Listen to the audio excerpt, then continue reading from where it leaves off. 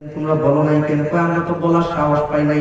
ভাই, এই সৃষ্টির পেছনে একজন আছেন, তিনি হলেন আমাদের আল্লাহ। সুবহানাল্লাহ। আমরা ওনাকে বিশ্বাস করব। আজকে থেকে এই মূর্তি পূজা আমরা আর করব না। এই মূর্তি পূজা আমরা আর করব না। আস্তে আস্তে আস্তে আস্তে তারা একজন, দুইজন, তিনজন, চারজন, পাঁচজন, 6 জন পর্যন্ত হয়ে গেলেন। 6 জন হওয়ার পরে বাদশা দাকি ইউনূসের কানে খবরটা চলে গেল। কি খবর গেল?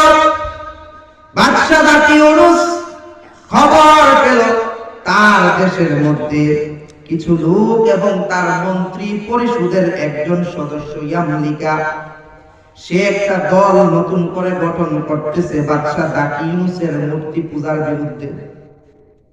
এবার বাদশা দাকি ইউনূস তাদেরকে লোক মারফতে খবর পাঠাইল, আজকে রাতের মধ্যে তোমরা এসে যদি সিলিন্ডার না করো, আগামী কালকে তোমাদেরকে এই ধর্ম মানার কারণে তোমাদেরকে মৃত্যুদণ্ড দেওয়া হবে।